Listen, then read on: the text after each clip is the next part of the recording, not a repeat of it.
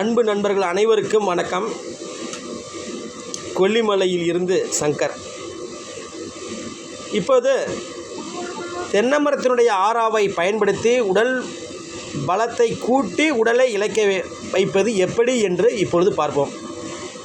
இப்போது இது அக்னி. இந்த அக்னியில் நவபாசனங்களை கோஷ பீசத்தில் சேர்த்து சத்துருவ மித்ருவால் அரைச்சி பஞ்சபூத வரிசையில் பஞ்சபூத அளவின்படி வரைமுறையாய் ஜெயநீர் செஞ்சு இதில் கொடுத்துட்டு இங்கே பார்த்திங்கன்னா தென்னை மரத்துடைய ஆறாவை இந்த மணிக்கு வரும்.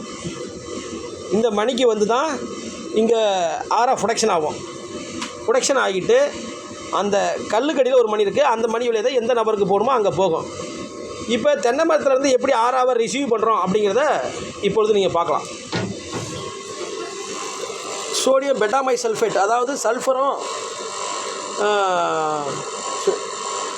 சோடியமும் சேர்ந்து இந்த மாதிரி அரைச்சி வச்சுக்கிறோம்.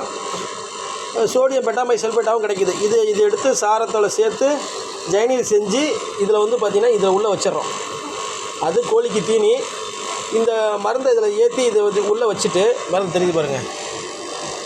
இந்த ஜெயநீர் செஞ்சு ஜெயநீர் அங்கே வச்சிடறோம். இந்த கோழியை அப்படியே நம்ம என்ன பண்ணுறோம், அப்படியே தென்னை மரத்துக்கு மேலே ஏற்றிடணும். தென்னை மரத்துக்கு ஏற்றிட்டோம் அப்படின்னா அங்கே இருக்க ஆறா தென்னை மரத்தில் ஆறா இந்த லிக்யூடுக்கு வரும். இந்த லிக்யூட்லேருந்து நேராக இந்த மணிக்கு வரும்.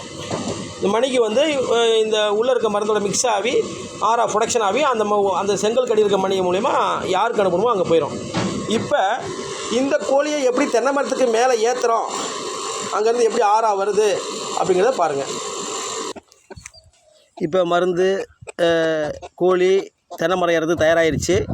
இப்பொழுது தென்னை மரத்தில் அடிமரத்துக்கு போனோடனே அங்கே இருக்க ஆறா இந்த ஜெயநீர் வழியாக அந்த நம்ம எரியிற அக்னி பிரவேசத்துக்கு போயிடும்.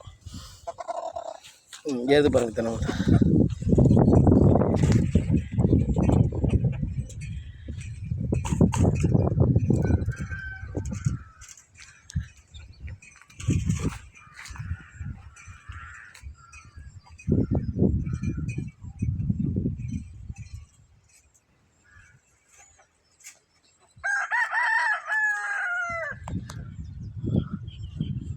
இப்போ இந்த கோழி தென்னை மரத்துக்கு மேலே போயிடுச்சு. அங்கே இருக்க ஆறா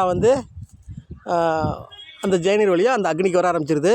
இந்த ஆறாவில் யார் இருக்காங்களோ அவங்களுடைய உடல் எவ்வளோ பெரிய குண்டாக இருந்தாலும் இந்த தென்னை மரம் எப்படி இருக்கோ அதே மாடலில் அவங்க உடம்பு இழைச்சி குச்சி மாதிரி ஆகிடும். நன்றி, வணக்கம்.